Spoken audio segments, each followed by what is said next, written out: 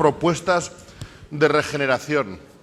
Un título que no he escuchado, un tema del que no hemos hablado ni se habla estos días, el que no se encuentra nada en los medios de comunicación, pero bueno, hemos decidido que por si acaso lo poníamos como la mesa previa a la clausura.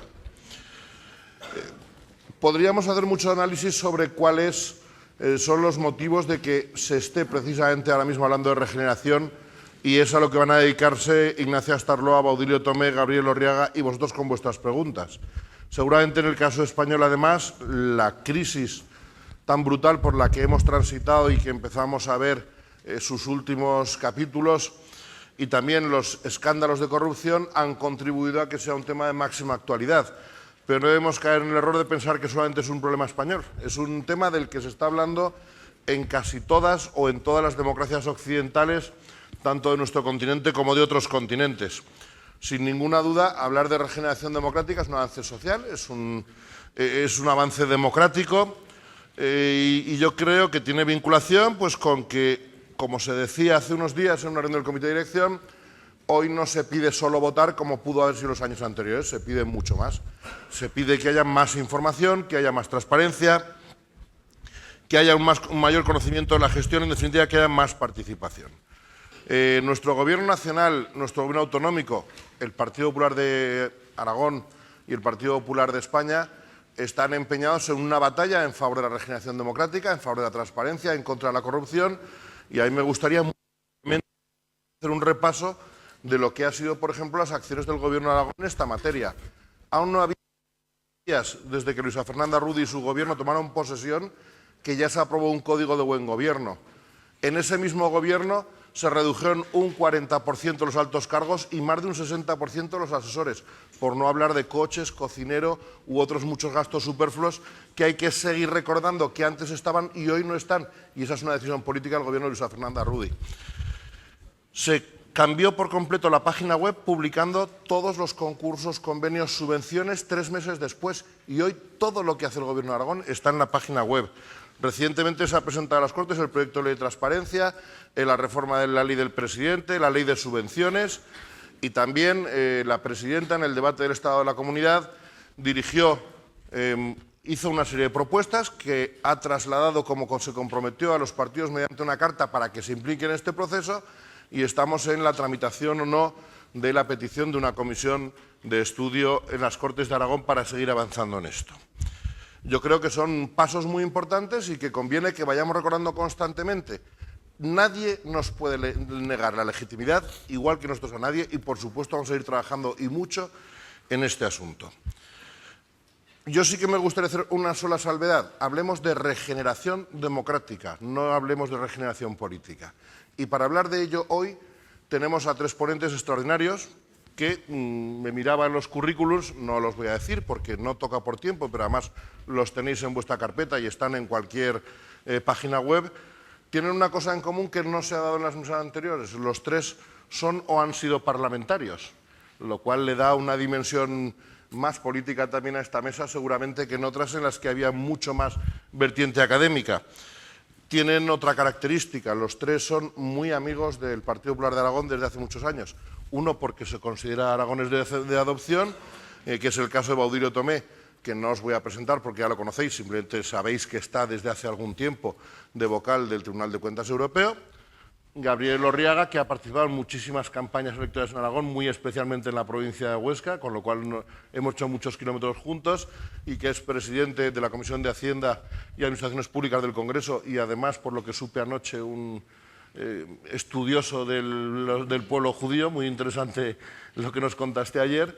Y el último que presento, y que va a ser el primero que habla, Ignacia Astarloa, también muy amigo de la provincia de Huesca y de Aragón, ha participado en muchísimas campañas, has conocido de norte a sur la provincia de Huesca en muchas campañas electorales y que, entre otras actividades, ahora está de presidente del Consejo Consultivo de Madrid. Bueno, pues para hablar de regeneración democrática, o de lo que estuviese oportuno, tienes la palabra.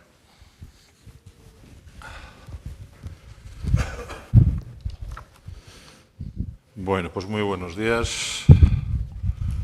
Estoy muy feliz de estar aquí. Así que muchas gracias por haberme invitado, gracias a mi casa FAES y gracias muy especialmente a ti, Presidenta, y al partido en Aragón. tenéis una enorme suerte de que Luisa sea presidenta de esta tierra. Los aragoneses tienen una enorme suerte. Y yo, en fin, después de tantos años, permíteme decir desde esta tribuna que me alegro muchísimo de que personas como tú estén al frente no solo de Aragón, sino que sea uno de los mayores activos que tenemos en el Partido Popular. Segunda cosa. Estoy muy feliz de estar aquí porque efectivamente tengo muchos amigos en esta sala y he tenido ocasión de compartir con ellos momentos extraordinarios de mi vida pública y de mi vida privada. Así que gracias por haber hecho posible eso en el pasado y gracias por seguir haciéndolo posible en el futuro, si Dios quiere. Y luego estoy, y no quiero dejar de decirlo, muy feliz de estar en Tarazona, porque bueno, hemos estado paseando hace un rato, nosotros tres en concreto, con Tom Burns, por el paseo Gabriel Cisneros, y me ha hecho acordarme de Gaby.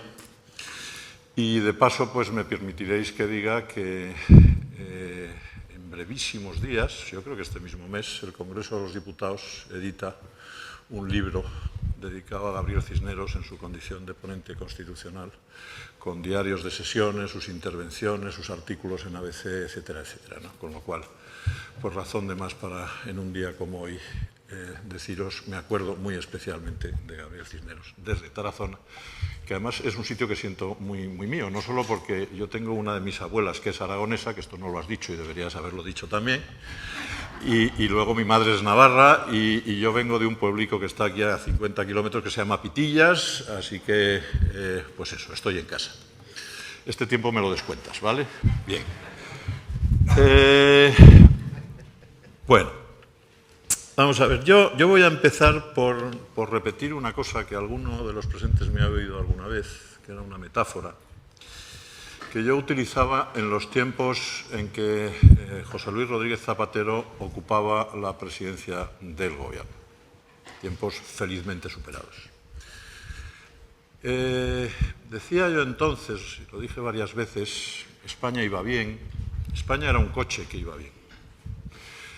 Iba un coche que iba bien, con un conductor que llevaba el coche con seguridad y el coche pues iba como tenía que ir, ¿no? Y se bajó el conductor y se montó otro y empezó a darle leñazos al coche uno detrás del otro. Y el coche se llenó de bollos y el motor se estropeó y demás, ¿no? Y era importante, decía yo aquel entonces, que bajásemos ya de una vez a aquel conductor y se pusiese un conductor sensato, que se llamaba Mariano, y que llevase el coche. Y añadía yo, y no va a bastar con cambiar de conductor. Lamentablemente, después del paso del conductor anterior, el coche lo tenemos que llevar al taller, porque el coche está estropeado. Lo han dejado muy dañado. Y, bueno, pues quiero empezar por ahí, ¿no? Ha dicho nuestro moderador, no tenemos problemas privativos, tenemos problemas que tiene todo el mundo, y es verdad. La democracia tiene los problemas que tiene hoy en toda Europa, en todo el mundo. Pero nosotros además tenemos nuestros problemas privativos que nosotros mismos hemos generado. Y a los problemas que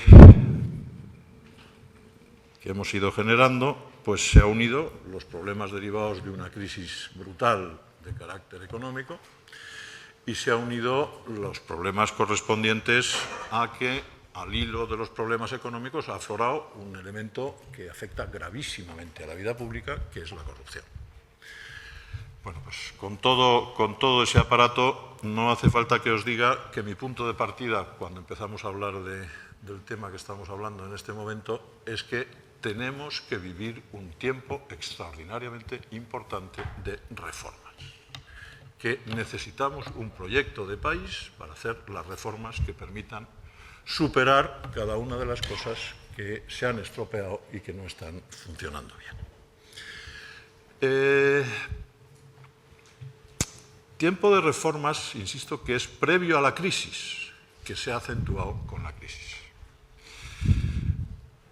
Reformas no por imagen electoral de marca, reformas por necesidad de país.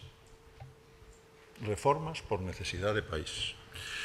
Y no a las reformas a las que invita todos los días la demagogia. yo no os voy a hablar de si estoy de acuerdo o no con estas cosas que propone fulano o propone mengano. La mayoría me parecen propuestas populistas y demagógicas, o muchas de ellas. Voy a hablaros de lo que considero que son las reformas de país que necesita el país para tirar para adelante. Hasta el punto que os diría, no me gusta ni la terminología. Es decir, esto de la regeneración implica previa degeneración. Prefiero hablar de las reformas profundas que necesita el país. Reformas profundas que no son solo, y también llevo mucho tiempo diciendo esto, reformas económicas, que son reformas políticas profundas. Hay una frase de Miguel Ángel Quintanilla que anda por ahí que dice que los países no se gestionan, los países se gobiernan. Bueno, pues reformas para gobernar, reformas para gobernar. Reforma política, además, es mucho más que una pura reforma de eficacia administrativa. La reforma política es una reforma de fundamentos, de ir de verdad a atajar los problemas sistémicos que pueden existir en el funcionamiento del modelo. Luego hablaré del modelo en línea con lo que decía, por cierto, Javier Zarzalejos. Y a sabiendas, y lo pongo de entrada, de que no estoy hablando de nada que sea fácil. Estoy hablando de algo que es extraordinariamente difícil. Si hay algo que es extraordinariamente difícil son las reformas en profundidad de carácter político, porque chocan con ideologías políticas, con intereses corporativos, con intereses institucionales, con intereses públicos y con intereses privados. Y gobernar precisamente es hacer lo que uno debe, afrontando el que uno tiene que superar las dificultades de la ideología, de los intereses, de las corporaciones, etcétera, etcétera. Así que, en fin, no hace falta que yo pronuncie aquí frases que os son muy familiares: voluntad política, coraje, liderazgo, determinación y, sobre todo eso, y alguien mencionó, dice, bueno, ¿y nosotros qué pensamos? Ideas claras, ¿no? Proyecto de país. Es decir, si hay algo que tiene que ser seña de identidad nuestra en un momento histórico como este, en el que trabajamos para mejorar la democracia española, es tener proyecto de país, tener un proyecto, un horizonte, un plan que sea sostenible y que no sea las resultas de frivolidades, ni de improvisaciones, ni de arbitrismos, ni de soluciones mágicas. La magia no resuelve los problemas políticos. Lo que resuelve los problemas políticos es tener ideas claras, ideas firmes de qué se quiere hacer con el problema territorial, con el problema social, con el problema de la democracia, con el Estado de Derecho, en los términos que luego pues iré desgranando, ¿no? Y solo así transmites autenticidad, solo así transmites credibilidad, solo así, en definitiva, respondes a algo que a la gente en este momento le tiene muy preocupada y muy dolida, que es la sensación de abandono a su suerte, de que están ahí sufriendo y que los demás tenemos que adoptar las medidas que les ayuden a dejar de sufrir, ¿no? Y tenemos que generar ese escenario, y sé que trabajamos para generar ese escenario, ¿no? Y tres reflexiones finales sobre esto, en fin, llamaría la parte de consideraciones generales que os quería trasladar esta mañana. Yo siempre tengo en la cabeza un proyecto integral de reforma. Cuando hablo de reformas no estoy diciendo, lo he dicho hace un momento, solo la economía o solo la política, no. Un proyecto integral desde el aparato productivo al modelo de sociedad, al funcionamiento de las instituciones, por supuesto, la resolución de los problemas económicos que con tanta dureza nos han hecho daño en estos años, nos siguen haciendo. Así que proyecto integral versus demagogia, versus frivolidad, y voy a pronunciar la palabra porque me tiene muy preocupado, versus el populismo galopante que algunos están poniendo en este momento en el escenario. Y bueno, no es ilógico que en un momento de crisis afloren los populismos, ha pasado a lo largo de la historia siempre, está pasando ahora. Incluso podría decir, pues en tiempos pasados, cuando se han vivido crisis de esta magnitud, se han ido a soluciones todavía mucho más tremendas y más populistas que las que ahora estamos viviendo. Pero una de las cosas fundamentales para, voy a usar el palabra, la regeneración democrática es combatir los populismos. no ceder a los populismos y pensar que la regeneración democrática consiste en hacer nuestros lo que los populismos dicen que tenemos que hacer. No, tendremos que hacer lo que el país creemos que nosotros tenemos que hacer para darle salida a los procesos de reforma. Primera consideración de este último capítulo. Segunda consideración, y lo ha dicho Javier y me sumo 100%, ¿no? No se trata de debatir el modelo. Sé que algunos, con el símil este mío del coche, lo que quieren hoy no es cambiar el conductor, lo que quieren es quemar el coche. Soy perfectamente consciente. Es decir, bien, no estoy por quemar el coche, como os podéis imaginar, estoy por llevarlo a arreglar. El modelo es el de la democracia parlamentaria. Y de lo que tenemos que trabajar, es para reforzar la democracia parlamentaria, completada con la democracia participativa sin duda ninguna, luego hablamos de eso, pero no coger la democracia parlamentaria y tirarlo como en los años 30 del siglo pasado a la basura. Porque sabemos a estas alturas de la película que la alternativa de la democracia parlamentaria no es más democracia. La alternativa a la democracia parlamentaria es la muerte de la democracia o quemar el coche. Y tercera reflexión, y última, de carácter general, una cuestión de método. Y doy mi opinión, y si no la compartís luego en las preguntas, pues me tiráis el micrófono a la cabeza. Siempre he sido partidario en la vida, en mis ocupaciones y desde luego en mi actividad política, de hacer lo que creo que tengo que hacer. Y por eso me metí en política y me metí en un partido que se llamaba el Partido Popular y sigo pensando lo mismo. Es decir, mi mecanismo mental es qué quiero hacer con mi país, con mi España, cómo quiero hacerlo y me pongo a hacerlo. Y sé que me voy a encontrar con dificultades. Y sé que necesito a otros para poder hacer según qué cosas. Hay algunas que puedo hacer solo y otras, se ha hablado en la ponencia anterior, de conveniencia de que el PSOE se sume, tal. Bien, método. Hacer lo que yo estoy en condiciones de hacer por mí mismo e intentar convencer a los demás que hagan conmigo lo que no puedo hacer sin ellos. Pero no dejar de hacer lo que yo tengo que hacer por mí mismo porque otros no quieran hacer la parte que a ellos les corresponde. Esa es mi metodología para afrontar también la regeneración democrática y las reformas que tenemos por delante.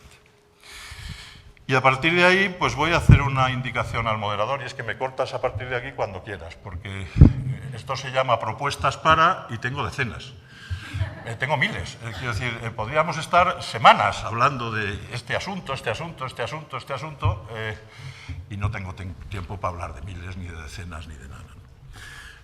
Por ser un poquito ordenado, diré, pues tenemos que arreglar esas cosas que manda el artículo 1 y el artículo 2 de la Constitución.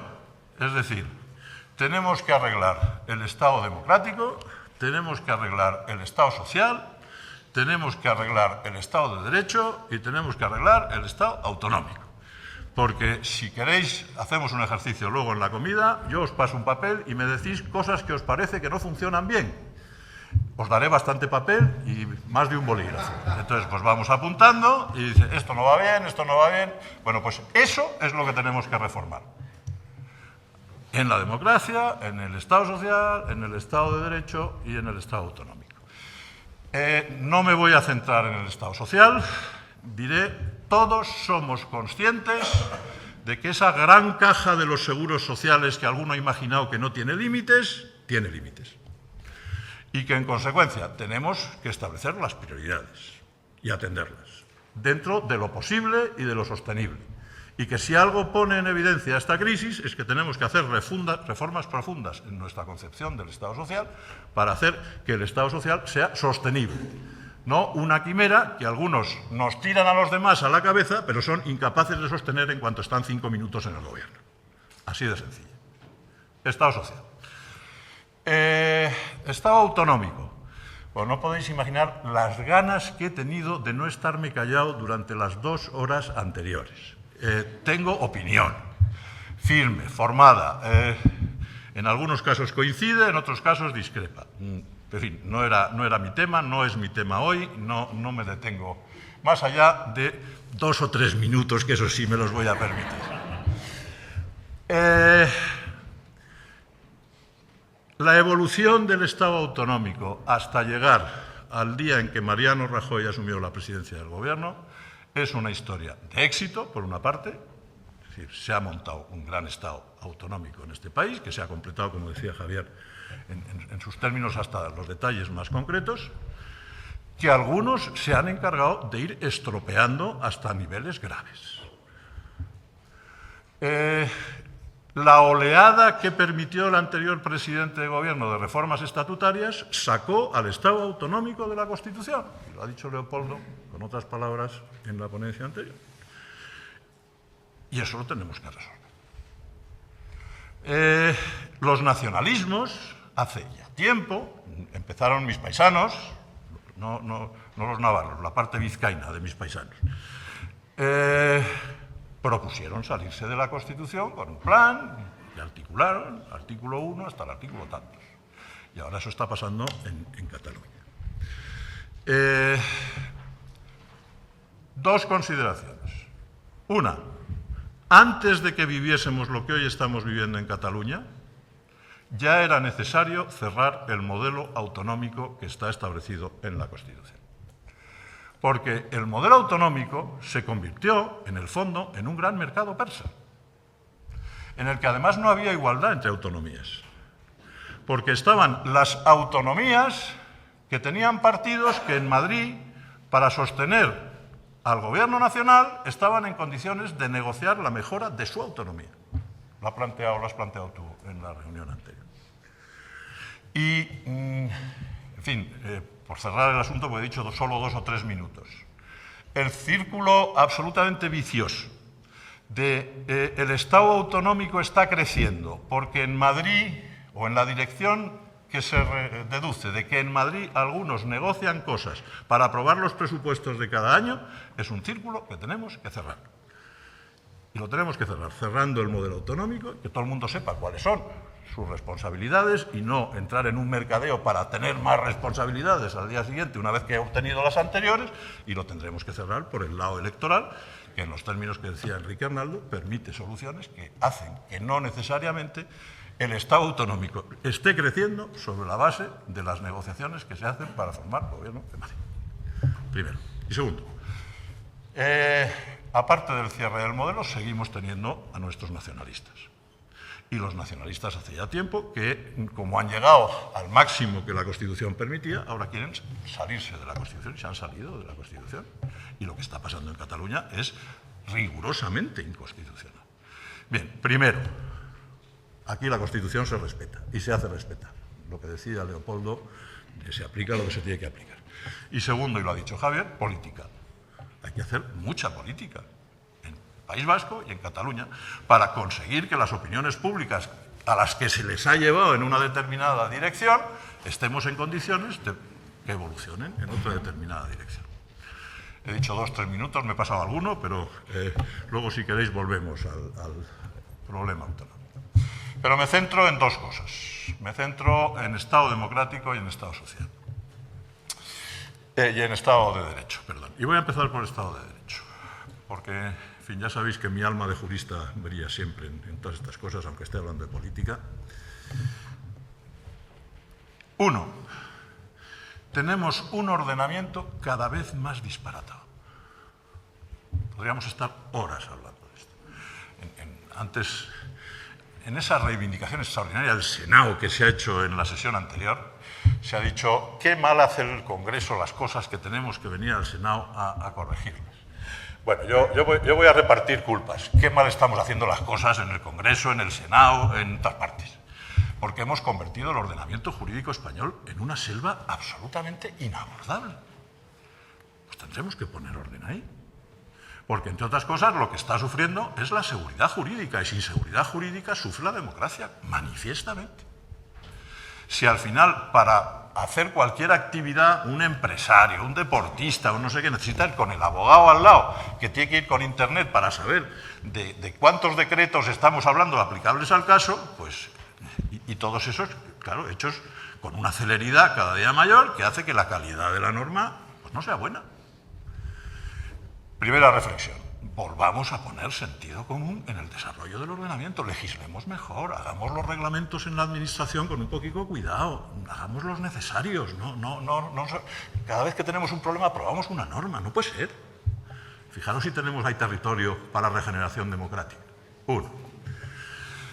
No quiero deciros, y ahora voy a hablar más del Estado que de las comunidades autónomas, si además nos hemos acostumbrado, porque como la crisis es la crisis y hay que responder a todo al minuto siguiente, nos hemos acostumbrado a que la forma normal de hacer las cosas se convierte en anormal y la anormal en normal.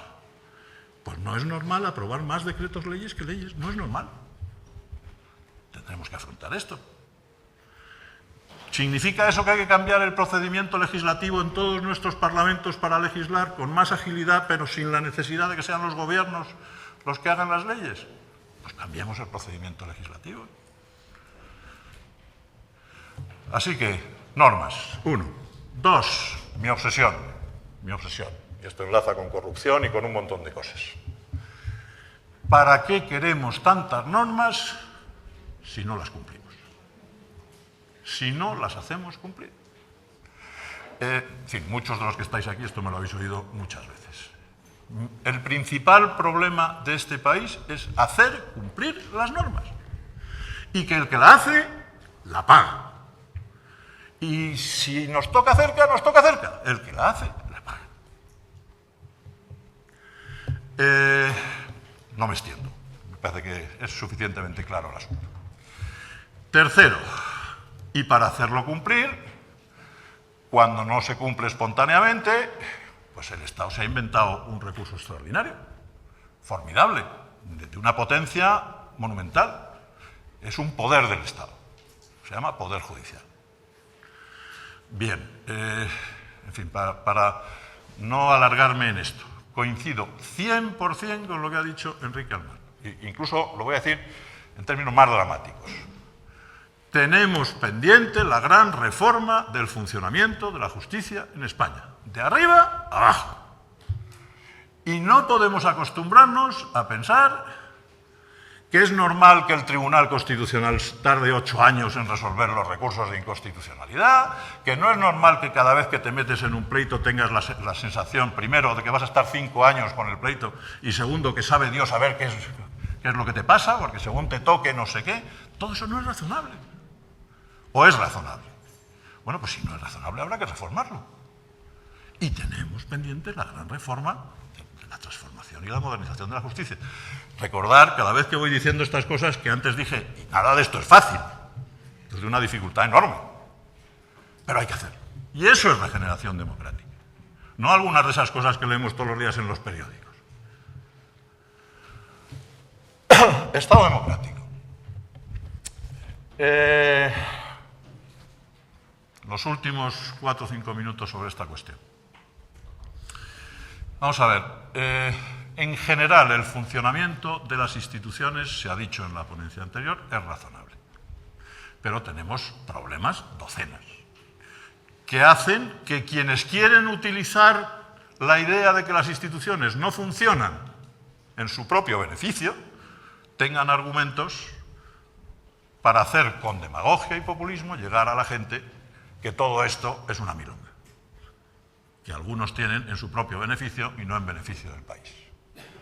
Bueno, pues afrontemos cada una de estas cosas. Y aquí estaría, pues, hablando del gobierno, hablando de la administración, hablando, como hasta hace 2 días, que estaba sentado con él hoy en el escaño en el Congreso. Por cierto, un privilegio enorme para mí. Antes lo estuve al lado de Sara y fue otro privilegio enorme para mí.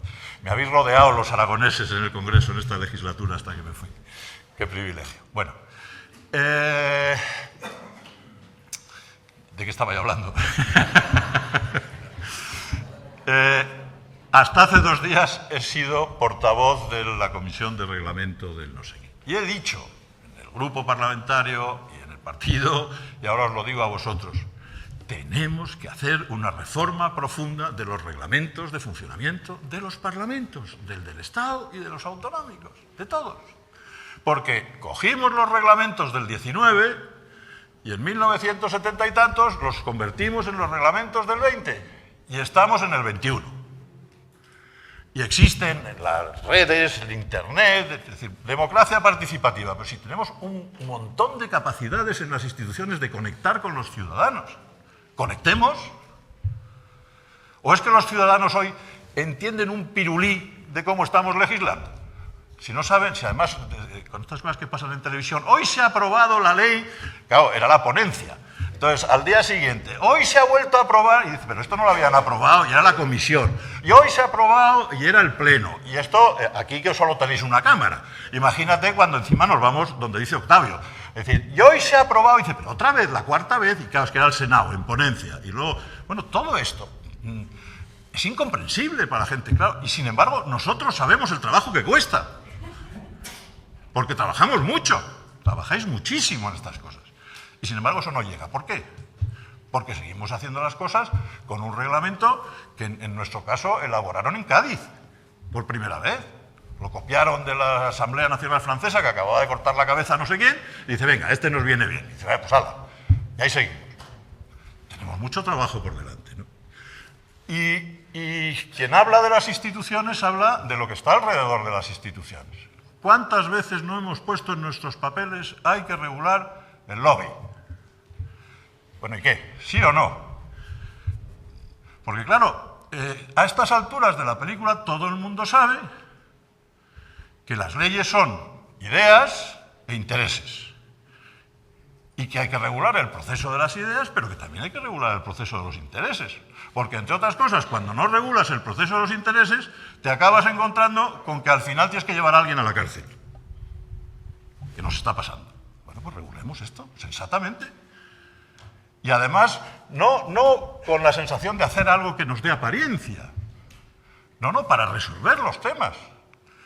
Una cosa que yo he debatido, y que espero que sigáis debatiendo en mi nombre, los que estáis en activo, que el problema del lobby no es el Parlamento. Yo sé que decir esto delante de una presidenta de gobierno tiene su complicación, pero conozco a Luisa, sé que lo puedo decir. Si el problema del lobby son los gobiernos.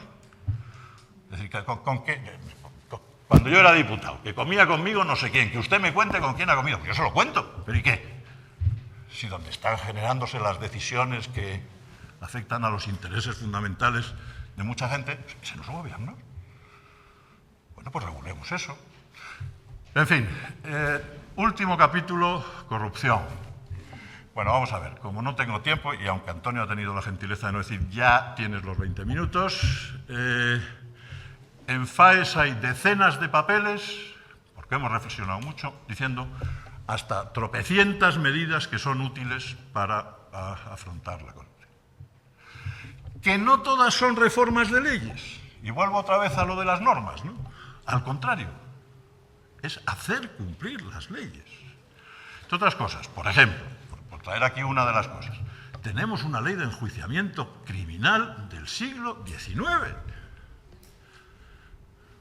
Es verdad que ayornada con las sentencias del Tribunal Constitucional, tal, no sé qué, no sé cuánto. Bueno, pues tendremos de verdad que afrontar el hacer una ley de enjuiciamiento criminal para afrontar la delincuencia del siglo XXI, que entre otras cosas, creo que a estas alturas ya sabéis que el número mayor de delitos que se producen en el mundo se producen en Internet.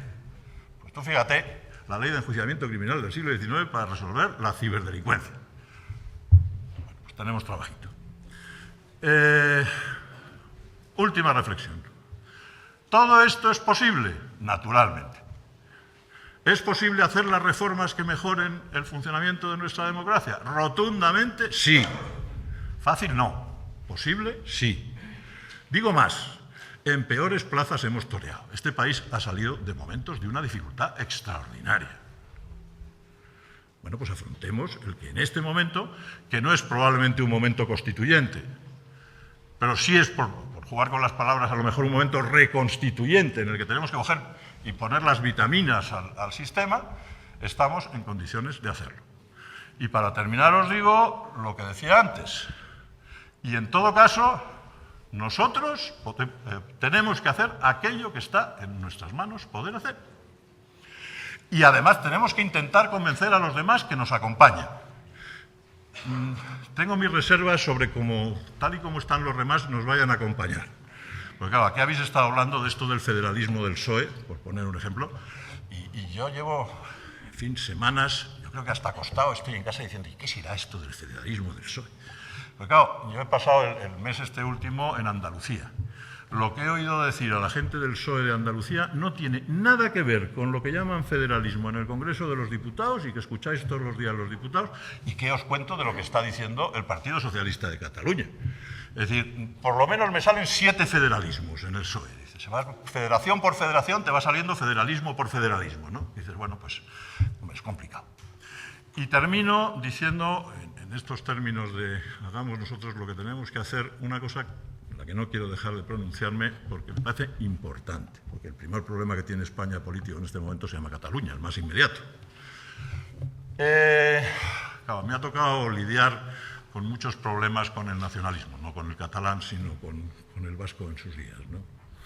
Yo estoy dispuesto a sentarme hasta el amanecer a hablar de lo que quieran, pero esta vez lo vamos a hacer al revés. Esta vez, primero van a poner ellos la lealtad constitucional y luego nos vamos a poner a hablar. Porque la parte esta de nosotros nos ponemos a hablar y vamos avanzando en darle a usted alegrías y usted jamás se acuerda de la lealtad constitucional, esta vez, os propongo, nos la vamos a ahorrar. Eso es lo que yo creo con toda claridad sobre el problema que tenemos encima de la mesa. Muchas gracias.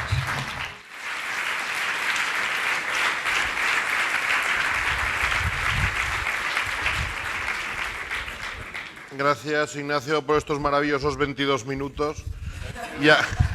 Y a continuación tiene la palabra Baudilio Tomé. Gracias, Antonio. Buenas tardes o buenos días a todos.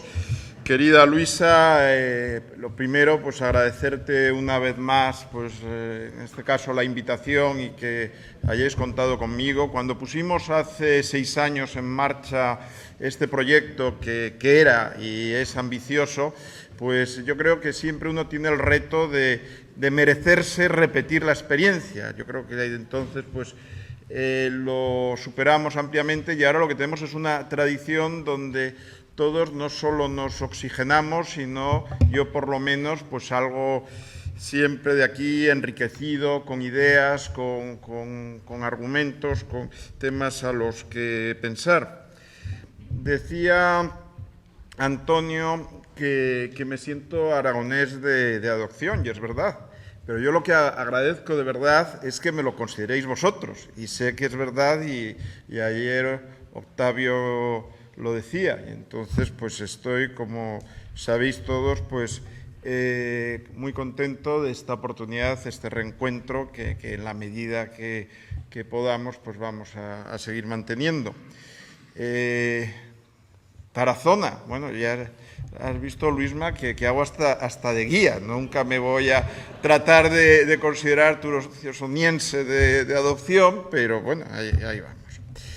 Y ya, sin más, yo quería introducir una serie de argumentos, y luego pasaré a España, al hilo del primer informe que se ha publicado en febrero pasado de la Comisión Europea sobre lucha contra la corrupción en Europa. Yo creo que nos va a poder poner en perspectiva, ayudar a poner en perspectiva algunos de los argumentos que hemos estado discutiendo estos días. Esto, que en principio suena raro, que tiene que decir la Comisión Europea sobre la lucha contra la corrupción en los distintos países, pues es una estrategia que ya se ha puesto en marcha. La Comisión tiene el mandato de publicar cada 2 años un informe que sirva de mecanismo y de evaluación propia, que signifique las tendencias, los problemas, las mejores prácticas. En definitiva, el tratado dice que los Estados miembros tienen que estar en condiciones de defender los intereses financieros de la Unión Europea en las mismas condiciones que defienden los intereses propios. Y el problema ahora, la Unión Europea empieza a estudiar cómo los Estados europeos defienden los propios intereses. Al final, pues todo el proceso de construcción europea que estamos viviendo, y más en momentos de dificultades, cuando se instrumentan pues, mecanismos de ayuda y de rescate, se profundiza en la unión fiscal, en la unión bancaria, pues se basa en la confianza mutua en el buen funcionamiento de los Estados. Luego me referiré a algunas líneas de este informe, pero básicamente en este informe lo que se hace es una revisión de tendencias políticas que se están poniendo en marcha. Se hace un informe particular por países donde se define el estado de la cuestión, el debate, y desde ese punto de vista es interesante. Hay una cosa que no hace, porque es muy difícil, no se está de momento en condiciones, cuantificar la magnitud del problema. La Comisión lo que ha hecho es referirse a un eurobarómetro, una encuesta que el propio Tribunal de Cuentas Europeo, cuando ha publicado una opinión sobre este informe, ha criticado porque una encuesta parte de percepciones subjetivas que pueden desfigurar la magnitud del problema, y en cualquier caso no es un diagnóstico de causas, de eficacia de las medidas. Pero esta encuesta del Eurobarómetro yo creo que sí que nos sirve para poner un poco en perspectiva los datos que ayer tanto Juan Carlos como Narciso nos ponían, cómo viven los españoles la crisis y, como consecuencia, también la confianza en las instituciones. El Eurobarómetro al que me estoy refiriendo, que acompaña este informe de febrero, dice que el 63% de los europeos considera que la corrupción está muy generalizada en sus propios países. Un 24% considera que les afecta personalmente, y un 4% confiesa que en el último año se ha visto en situaciones en las que se le ha solicitado o de alguna forma ha pensado que se le estaba invitando a algún tipo de soborno o contribución. Pero esto se reparte de forma muy distinta entre Estados miembros, y eso también es una pista, a lo mejor, de las distintas reacciones, incluso electorales, de estados de ánimos, de nuevos movimientos, de nuevos partidos que estamos viendo. La propia Comisión, en el informe al que me estoy refiriendo, por ejemplo, nos dice que en Dinamarca, Finlandia, Luxemburgo, Suecia, un porcentaje relativamente bajo, que no supera el 40%, considera que la corrupción está extendida. Prácticamente nadie considera que se ha podido vivir una situación que se le esté pidiendo pues, un soborno, etcétera y tal. Curiosamente, en el Reino Unido es donde nadie en absoluto pues, se ve en esas situaciones. Sin embargo, el 64% de los británicos considera que la corrupción está muy extendida en el Reino Unido. Pero ese no es la... Digamos que hay un grupo de países que los ciudadanos consideran que la corrupción es un problema, pero relativo, ajeno a ellos. Hay otros países como Alemania, Países Bajos, Bélgica, Estonia, Francia, los clásicos, el núcleo fundador de la Unión Europea, que consideran aproximadamente un 50% la corrupción está extendida en su país, un 2% ha vivido, yo la verdad es que creo que esto es un indicador muy ambiguo, y además habría que explicar la relación entre uno y otro, como si uno no vive situaciones puede luego considerar que es un problema, pero bueno, alrededor del 2% se ven situaciones comprometidas. ¿Dónde está España? España está con Portugal, Eslovenia e Italia.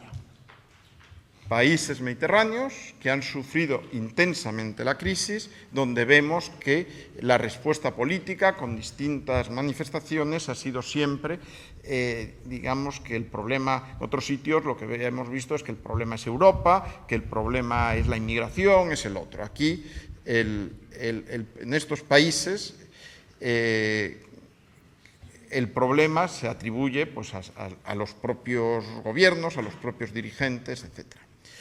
¿Qué nos está diciendo la encuesta? Pues son países donde Más del 90% de los ciudadanos, el 95% en el caso de España, consideran que la corrupción está muy extendida. Coincide la cifra del 95% con la que nos daban ayer Narciso y Juan Carlos, de desconfianza en los agentes políticos del sistema democrático. En el caso de España, el 63% de las personas consideran que la corrupción les afecta, les perjudica personalmente. Sin embargo, todos estos países comparten la característica de que marginalmente, apenas un 2%, como en el caso de Francia o Alemania, se han visto a la gente personalmente en una situación de... No es así en todos los países, porque, por ejemplo, hay otros países, bueno, no los voy a nombrar todos, singularmente países del este, donde, sobre todo en el ámbito de la sanidad, la gente confiesa pues, que hay un copago informal y que es normal que el ciudadano se vea requerido, pues, y así lo confiesan los checos, los húngaros, los polacos, los croatas, etcétera, a contribuir de alguna forma informal al funcionamiento de los servicios públicos. En cambio, en España no hay una situación donde la gente personalmente se vea afectada. La gente cree que la corrupción es un problema muy grave y que le perjudica personalmente. Esto es, yo creo que el panorama que se describe de este informe, yo creo, y ya decía que así lo puso de manifiesto, en nuestra opinión, el propio Tribunal de Cuentas, esto no es un indicador de la corrupción, tampoco puede ser una guía para evaluar la calidad de las políticas que se están poniendo en marcha, pero lo que sí es un indicador de cómo perciben los ciudadanos la crisis en una dimensión muy importante. Hay que tener en cuenta que la crisis está comprometiendo reputaciones.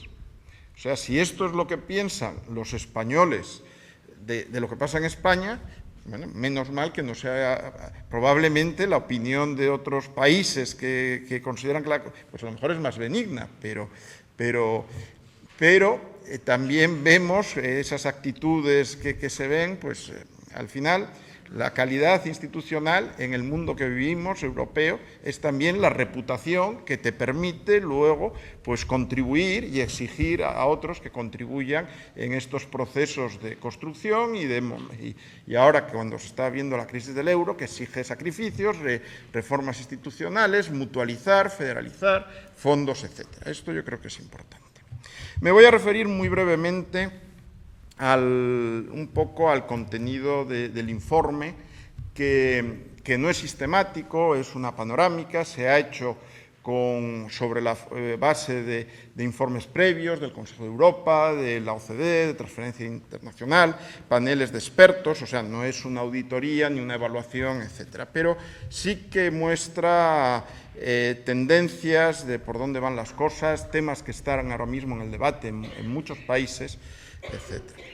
En el informe, por ejemplo, se distinguen mecanismos de control preventivos, como campañas de concienciación, que se dice que en muchos países han servido a la opinión pública para mejorar la reputación de las propias instituciones, lo que son los mecanismos de control externo e interno, que singularmente en muchos países perjudica, y así lo pone de manifiesto la Comisión, preocupa, que a nivel regional o local son singularmente débiles los mecanismos de control externo e interno, esos serían mecanismos preventivos, y luego toda la regulación de los conflictos de intereses, lo que aquí llamamos incompatibilidades, etcétera, la gente que trabaja en la administración, se va fuera, el que viene, etcétera.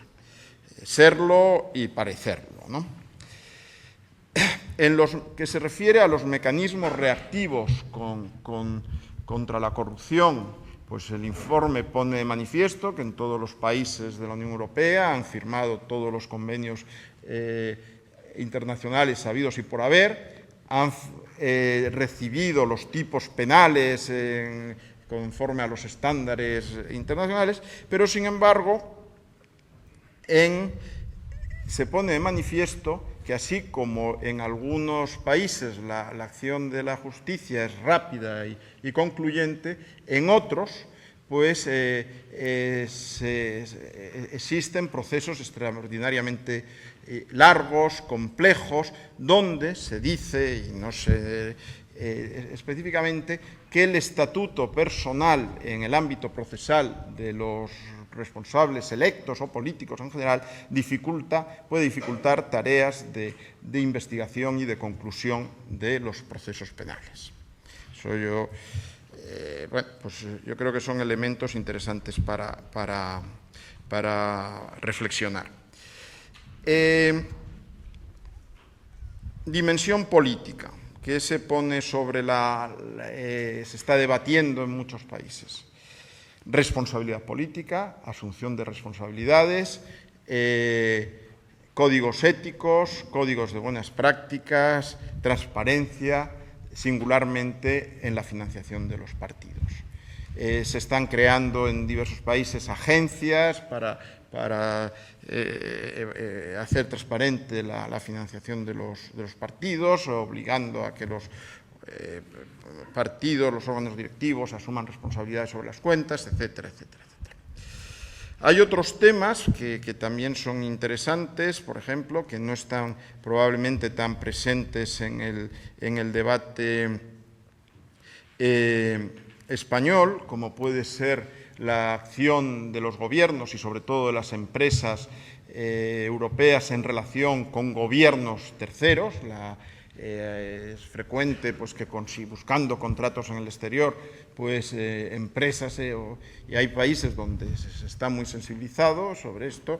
En España yo creo que esto no está en el debate. La regulación de los lobbies, los grupos de interés, preocupa. Yo creo que es un tema que apuntaba Ignacio y que es importante introducir en el debate español, o, por ejemplo, los mecanismos de protección de testigos, de informantes, etcétera, sobre todo en el ámbito de las administraciones públicas, que en todos los países están estableciendo fórmulas de protección, sobre todo de los funcionarios, para facilitar la denuncia de conductas irregulares, etcétera. Hay países, pues de estos del norte de Europa, por ejemplo, donde está prohibido y penado que los responsables políticos investiguen filtraciones periodísticas por parte de la Administración. Porque, en el fondo, pues, se asume que la filtración pues, sería una contribución pues, a un principio de transparencia, etc. Zonas de riesgo, pues, bueno, pues son conocidas: urbanismo, construcción, concesión de licencias, empresas públicas, ámbito local, ámbito regional, la sanidad, donde pues, existe pues, lo que sin definirlo el informe llama pequeña corrupción en el ámbito de la sanidad. Yo bueno, pues, espero vamos, y sé que aquí afortunadamente pues nunca ha habido nada de esto, aunque parece ser que es recurrente en países del este. Esto pues, probablemente nos da una idea. En relación con España, pues el informe hace un relato, y yo creo que preciso, pues de los esfuerzos que se están haciendo en los últimos años por parte del Gobierno en el ámbito de la transparencia, en el ámbito de las leyes de control presupuestario y financiero. Pone hincapié a modo pues, de recomendaciones en la importancia de completar todo el proceso que se está impulsando en relación con la financiación de los partidos políticos, reforzar los controles a nivel regional, autonómico y local. Y en este sentido también la definición de mapas de riesgo en las áreas sensibles. No es nada específico, y en ese sentido os decía que la institución a la que yo ahora pertenezco, el Tribunal de Cuentas Europeo, pues ha puesto de manifiesto que cara a informes futuros pues habrá que profundizar mucho más en cuáles son los riesgos, las razones de la corrupción, las medidas y la eficacia de las distintas medidas. Pero, como en tantos otros ámbitos, se ha puesto ya en marcha un mecanismo de comparación de buenas prácticas que nos tiene que ayudar a todos a mejorar.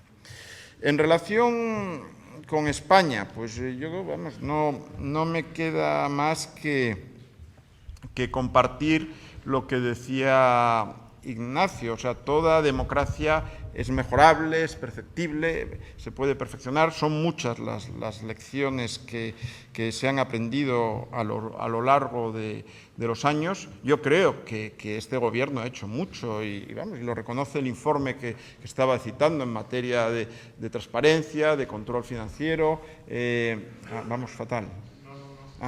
Control financiero, etcétera. Ya termino. Ahora, pues se ha anunciado un nuevo momento, un impulso reformista. Lo anunció el presidente del Gobierno, antes del verano, lo acaba de confirmar la vicepresidenta del Gobierno. Pues ojalá porque en materia hay. Yo simplemente me permitiría incidir en un tema que yo creo que es importante, que es en España tenemos que mejorar la cultura de la rendición de cuentas, de la responsabilidad política. La política es voluntad, es el ejercicio legítimo del poder dentro de la ley, pero al final la política es disponer de medios ajenos, se ejerce dentro de un Estado de Derecho. Se está avanzando, y esta es una exigencia social ahora mismo ineludible, mucho en el ámbito de la transparencia, pero al final la transparencia sola no vale. La transparencia pues, permite que sobre los datos la gente pueda sacar sus propias conclusiones, pero lo que de verdad ayuda a la responsabilidad política, a la toma de decisiones, no son los datos, es la información sobre esos datos, es el conocimiento que podamos elaborar sobre esos datos. Entonces, yo creo que la transparencia tiene que venir absolutamente complementada con un refuerzo de la cultura de responsabilidad financiera, de auditoría pública, de auditoría privada. Más vale que ponerse un poquín colorado a tiempo por tener que recibir en no sé qué procedimiento las recomendaciones del interventor o de la Cámara de Cuentas y tal, que al cabo de los años pues tener un macroproceso penal. Entonces, yo creo que esto es un campo en el que en España, a todos los niveles, nos tenemos que tomar muy en serio. Transparencia, pero también auditoría pública, rendición de cuentas, responsabilidad política. Al final, ese es el camino, porque la democracia que tenemos se basa en instituciones, y las instituciones tienen que ser fiables per se, independientemente de los titulares de las mismas. Ayer lo que veíamos en la encuesta es que lo que no hay es confianza en los titulares, por lo tanto se pierde el crédito de las a mí me parece que la cultura de verdad de la rendición de cuentas, etcétera, es el camino que en un Estado de Derecho pues más eficaz para restaurar la confianza de los ciudadanos, sabiendo que al final las instituciones pues son más importantes que sus titulares, y que la continuidad de un Estado democrático de derecho pues la dan las instituciones, y que Luisa pues dure muchos años para el bien de los aragoneses.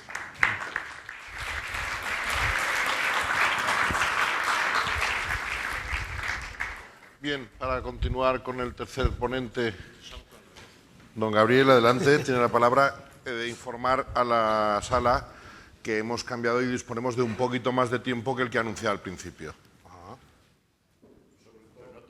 Para que podamos acceder al coloquio con un mínimo de tiempo, efectivamente. Fenomenal. Pues mira, me quedo más tranquilo porque yo veo que aquí la confianza de los amigos determina que le dejen a uno sin tiempo para hablar. Entonces esto recupero el tiempo. Bueno, muchísimas gracias a todos, muchísimas gracias Presidenta y Secretario General de la Fundación por la invitación. Gracias a todos por estar aquí. Me alegro especialmente de ver a compañeras, porque más compañeras y algún compañero parlamentario del Congreso y del Senado. Y, en fin, encantado una vez más de estar por aquí y de recordar, como todos han hecho, y yo no puedo resistirme a hacer, también a recordar a Gaby Cisneros, buen amigo de todos, admirado por todos y que cada uno tuvo su experiencia con Gaby Cisneros, ¿no?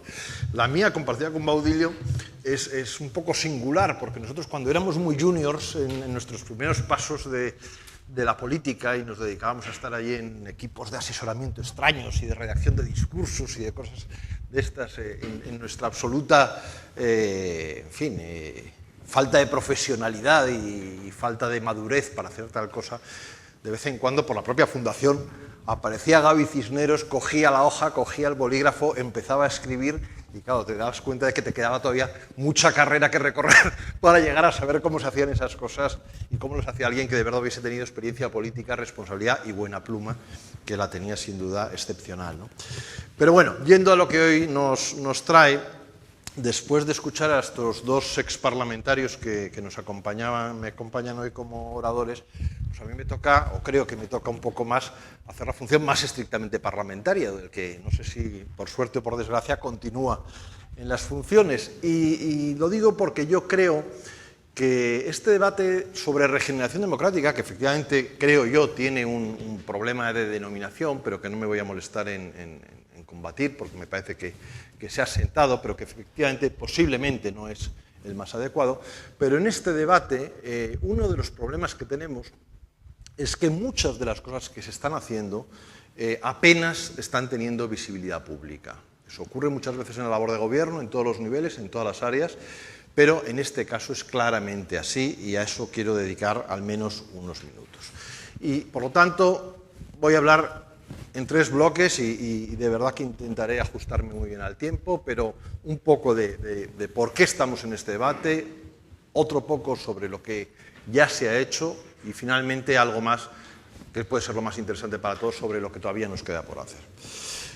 Lo primero es bastante obvio, es decir, trabajar para el fortalecimiento del marco institucional es una necesidad permanente en cualquier democracia, es decir, analizar permanentemente qué es lo que funciona bien, qué es lo que funciona mal y tratar de ir mejorando lo que funciona peor, pues forma parte de nuestra función ordinaria. En ese sentido, todos los trabajos de fortalecimiento democrático pues, entran dentro del ordinario de cualquier gobierno y de cualquier etapa política. Sin embargo, es cierto que en esta etapa, y sobre todo para nosotros, para el Partido Popular, al comienzo de esta legislatura, había una necesidad muy específica de atacar este problema de una manera muy directa. Era realmente una urgencia por la enorme sensibilidad pública que se estaba desarrollando sobre muchos aspectos. Quizá conviene, y siempre hay que hacerlo, aunque nos tiene de pesado recordar también de dónde viene este debate y por qué este debate ha llegado a ser tan intenso y quiénes son sus responsables, porque desde mi punto de vista hay dos aspectos que han contribuido enormemente a implantar entre la opinión pública española esa sensación que nos describían las encuestas, ayer, hoy Baudilio también, de desazón, de insatisfacción con el funcionamiento del sistema democrático español. Una importantísima y de la que ya hemos hablado, pero que hay que volver, fue la enorme irresponsabilidad que supuso abordar desde el gobierno una impugnación de los fundamentos de la transición política española. Eso es lo que hizo el gobierno de Rodríguez Zapatero y de las consecuencias de esa impugnación de los fundamentos del sistema democrático estamos padeciendo todavía las consecuencias. Es decir, hoy en día quienes aspiran a legitimar sus aspiraciones rupturistas, y pueden ser rupturistas secesionistas, independentistas, o pueden ser rupturistas en términos de populismos políticos recién aparecidos, lo hacen porque se les dio un pie intelectual para impugnar de raíz la legalidad democrática española. Se cuestionó los fundamentos de la legalidad democrática española Y a partir de ese cuestionamiento se construyen discursos absolutamente rupturistas con lo que ha venido siendo un modelo de éxito en opinión de todos, a pesar de las carencias o de las limitaciones o de los fallos que hayamos podido tener. La otra cosa terrible que se hizo por el gobierno anterior fue la negación del origen de la crisis económica. Es decir, el ocultar la crisis durante un tiempo y el eludir posteriormente cualquier responsabilidad política sobre esa crisis fue terrible. Porque el argumento que se nos repitió hasta la saciedad de esto no es un problema de actuaciones políticas concretas, esto no responde a lo que hemos hecho, esto no tiene nada que ver con que hayamos gastado poco o mucho, con que los impuestos estén bien o mal, no, esto es una cosa internacional que viene de una empresa americana que quebró y esto ha hundido los mercados y la globalización y no sé qué, y a mí no me cuente que yo soy víctima como usted. Esto ha sembrado una desconfianza absoluta en la capacidad de los responsables políticos para abordar los problemas que realmente sienten los ciudadanos como tales. Claro, si los grandes problemas no tienen nada que ver con la política, ni se resuelven en la política, y por otro lado, si las reglas con las que nos guiamos son ilegítimas en su origen, pues claro, se pone patas arriba todo el procedimiento, que es exactamente en el punto en el que llegamos al gobierno a finales del año 2011. El gobierno, por eso, el programa electoral, que Baudilio conoce de primera mano, obviamente, porque fue su autor, el programa electoral del Partido Popular, con el que concluían las elecciones, tenía un capítulo específico dedicado a este punto, muy completo y muy ambicioso. Es decir, las medidas que se han ido adoptando y las que están pendientes de adoptar no son fruto ni de la improvisación, ni de la reacción, ni de el día a día. Son el estricto cumplimiento de un programa electoral. Desde modificaciones de responsabilidades penales, financiación de partidos políticos, hasta lo que hablaré al final, reforma del sistema electoral en el ámbito local. Todo eso, todo está en el programa electoral del Partido Popular con el que concurrimos a las elecciones. Y en base a ese programa electoral, desde el primer día se empezaron a atacar los problemas. El primer Consejo de Ministros que se reunió, el primero, ya habló de la ley orgánica, de la modificación de la ley orgánica de financiación de partidos políticos. Se hizo el primer informe.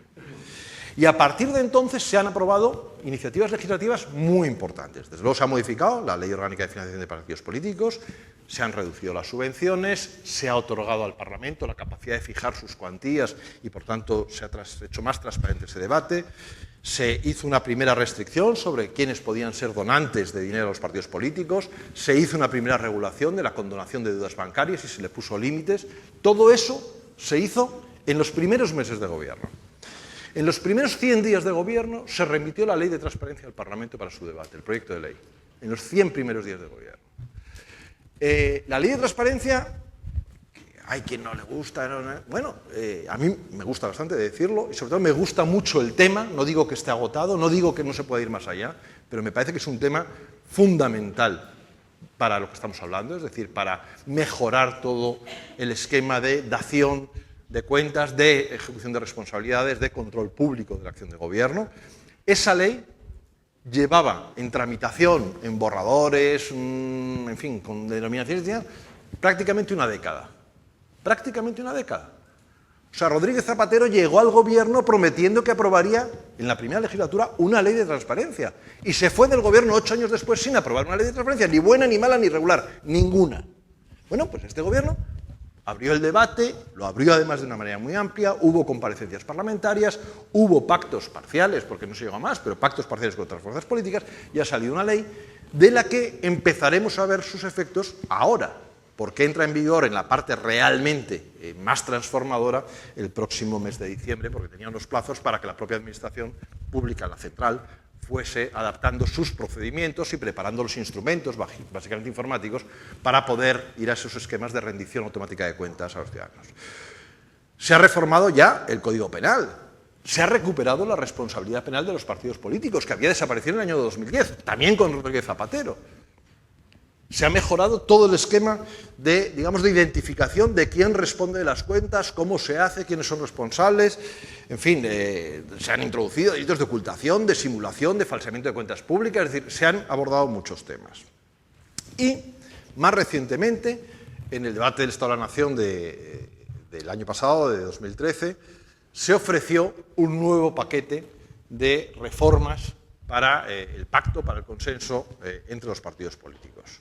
Y en base a esa oferta, de nuevo se han seguido dando pasos. Hay dos proyectos de ley ahora en tramitación parlamentaria, uno sobre el control de la actividad de los partidos políticos y de los cargos públicos, que introduce de nuevo muchísimas novedades sobre rendición de cuentas, de las que hablaba Baudilio. De nuevo se le da una vuelta más al tema de condonación de deudas bancarias, que es un tema que ha dado muchísimos problemas. Se va al final a un esquema de prohibición absoluta de donaciones de personas jurídicas a los partidos políticos, pero también se regula mucho mejor los estatutos del alto cargo, características de nombramiento, reglas de incompatibilidad, conflictos de intereses, es decir, se abordan un montón de temas que tienen mucho que ver con lo que estamos hablando. Esos proyectos probablemente van a ver la luz inmediatamente porque están bastante avanzados en su tramitación parlamentaria y ahora se presenta un tercer paquete, el que corresponde a esta última etapa de legislatura que ahora iniciamos. Y ahí se han planteado varios temas para el diálogo, para el debate, para la negociación. Habló la vicepresidenta del Gobierno de revisar, habló también el ministro de Justicia, de revisar el esquema de aforamientos actual, dar más transparencia al derecho de gracia y al tema de los indultos. Se ha hablado también de fijar mejor el momento en el que se deberían establecer responsabilidades políticas en el proceso penal. Está en marcha también un debate sobre una reforma, una mejora de la ley de la iniciativa legislativa popular, de ver cómo se puede de alguna manera dar algún cauce que siempre va a ser, en fin, complementario y colateral, pero en fin, a un tipo de democracia más participativa. Y también está planteada una nueva limitación de gastos electorales y restricción de los gastos de campaña. Pero con todo, y eso es quizá lo que creo que me parece que puede ser más interesante, a mí me parece que el gran debate que se ha abierto es el debate sobre la reforma del sistema de elección de alcaldes, al cual yo le doy una importancia enorme y me parece que, al margen de cualquier otra consideración, tiene mucho que ver con un cambio profundo en las formas de hacer política en España. Me parece que si saliese adelante una iniciativa de estas características, se produciría un real cambio, no solo en lo que estamos hablando, en cómo elegimos los alcaldes, sino también en la propia posición política de los alcaldes dentro de nuestros partidos y, por tanto, de alguna manera alteraría también los equilibrios de fuerzas internos dentro de los partidos y en ese esquema también contribuiría a mejorar el funcionamiento democrático interno de los partidos. Es decir, no es solo, que lo es, una reforma en clave de mejora de la conexión entre el elector y su representante político, sino que también es una reforma en clave de distribución del poder interno dentro de las fuerzas políticas democráticas. Porque fortalecer el vínculo entre electores y elegidos, dotar a los alcaldes de máxima representatividad, es algo de lo que llevamos hablando mucho tiempo. Por eso, la primera crítica que debemos rechazar de raíz es cuando se dice, oiga, esto es oportunista. Oiga, no, oportunista no. Es decir, de esto llevamos hablando nosotros años y años y años, pero lleva hablando el PSOE años y años y años, lleva hablando Convergencia Democrática de Cataluña años y años y años. Es decir, de la reforma del sistema de elección de alcaldes llevamos hablando todos. Yo, en fin, en mi etapa de secretario de Estado, que llevaba, entre otras estas cosas, entre el año 2000 y 2004, tenía la mesa llena de papeles de las organizaciones más diversas diciéndome no es bueno el mecanismo de elección de alcaldes, habría que buscar alternativas. Lo novedoso en el planteamiento que ha hecho Mariano Rajoy en este momento, y yo creo que es muy importante y no se ha destacado lo suficiente, es que en el planteamiento que ha hecho ha introducido no una variación, pero sí una apertura de posición sobre nuestra posición tradicional. Nosotros veníamos diciendo siempre que queríamos que fuese alcalde el candidato, el cabeza de la lista más votada. Esa es la posición que tradicionalmente hemos defendido en el Partido Popular. De lo que ha hablado Mariano Rajoy y después la vicepresidenta del Gobierno es de elección directa de alcalde. Y no es exactamente lo mismo. O puede no ser exactamente lo mismo. Desde mi punto de vista, lo que se está haciendo explícitamente es una invitación a abrir un debate sobre mecanismos que permitan que el elector decida directamente quién es su alcalde, que no necesariamente pasan, o no en todas las circunstancias, tienen que ser la elección o hacer alcalde al candidato de la lista más votada. El problema de hacer alcalde al candidato de la lista más votada lo conocéis todos de sobra porque la mayor parte de aquí os dedicáis a a la política municipal, pero nosotros tenemos un mapa muy pluripartidista, en algunas zonas de España extremadamente pluripartidista, y simplemente, digamos, sin más, la regla de alcaldes, el más votado, pues lleva resultados en algún caso bastante absurdos. Pongo un caso bien conocido, en una ciudad con la que yo tengo mucha relación, aunque no es la mía, San Sebastián. Pues claro, la fuerza más votada es Bildu, que tiene un 23%, el PNV tiene el 21%, el PSOE tiene el 20%, el PP tiene el 19%. Bueno, pues es decir, que es alcalde el de Bildu porque tiene, pues no está nada claro, es decir, no parece que eso mejore en nada la capacidad de decisión de los electores, ¿no? Bueno, pues entre eso y los sitios donde hay un bipartidismo puro y por lo tanto efectivamente el sistema electoral presente ya da de por sí automáticamente la alcaldía al cabeza de la lista más votada, pues hay, en fin, una amplia gama de situaciones. Pero insisto, lo que se pone ahora a debate, lo que se somete a debate es decir, de qué manera podemos conseguir la elección directa del alcalde por parte de los votantes y, por tanto, de qué manera podemos tener la seguridad de que quien ejerce la alcaldía es el que tiene el respaldo mayoritario de los ciudadanos de su localidad. De eso es de lo que estamos hablando. Y eso, insisto, tiene muchas fórmulas con las que se puede abordar. Lo que está ocurriendo, lo que ha ocurrido hasta ahora, es que, creo yo, en mi opinión, y insisto, todos vosotros probablemente sois mucho más cualificados que yo para apreciar eso, lo que ocurre en la actualidad es que los ciudadanos creen elegir lo que el sistema electoral no elige. Es decir, el problema que tiene el sistema actual es que cuando el ciudadano acude a la urna, acude normalmente a elegir a su alcalde, conoce a su alcalde, le pone cara a su alcalde, sabe si lo ha hecho bien o lo ha hecho mal, si quiere que continúe o no continúa. Y él vota a su alcalde. Pero, sin embargo, su voto no determina quién es su alcalde. Y su voto no determina quién es su alcalde porque a su voto se impone, y por eso retomo con lo que decía al principio, porque me parece que es una clave poco apreciada hasta ahora en el debate, porque quien decide quién es su alcalde, si no tiene por sí mismo mayoría absoluta, es la fuerza política a la que pertenece. Y la fuerza política a la que pertenece, el Partido Popular, o cualquier otro, porque nosotros somos todos iguales, lo que alcanza son acuerdos globales normalmente, por territorios. Y por lo tanto hace pactos conjuntos. Y en muchos sitios coincidirán. Decimos, bueno, nosotros pactamos con el partido X y por lo tanto donde sumemos con el partido X sacamos el alcalde adelante. Fenomenal, es la fórmula actual. Pero evidentemente eso ya no tiene nada que ver con la decisión del ciudadano, porque a lo mejor el ciudadano en cada uno de esos municipios, en unos casos le parece razonable y en otros no. ¿Por qué ocurre eso? Ocurre eso por algo que es sobradamente conocido, porque en las elecciones municipales el voto ideológico es mucho más débil que las elecciones autonómicas o las nacionales. ¿Y por qué? Lo que quiere el señor, insisto, lo que quiere el votante es saber quién va a ser su alcalde. Y eso es lo que tenemos que conseguir a través de la reforma. En el fondo, y termino ya tengo el cronómetro puesto y voy clavado de minutos, en el fondo, en esta dirección, es en la que llevamos trabajando desde el comienzo del sistema democrático. Lo que pasa es que lo hemos ido haciendo mediante subterfugios, mediante reformas indirectas. Es decir, cuando se han reforzado las capacidades ejecutivas de los alcaldes, cuando se han creado los consejos de gobierno a nivel municipal, cuando se aprobó las normas antitransfugismo para impedir que los concejales... Bueno, es lo mismo en el fondo, trabajas en la misma dirección. Es decir, cuando tú dices que no cabe el transfugismo, ¿qué estás diciendo? Oiga, no es verdad que cada uno de los concejales tenga una legitimación individual propia por el voto recibido por su candidatura. La legitimación la tenía la lista y el candidato que la encabezaba. Luego, si usted se va de su lista, ese es un acto no legítimo, por lo tanto, la ley le va a impedir que usted cambie el alcalde por huir de su lista.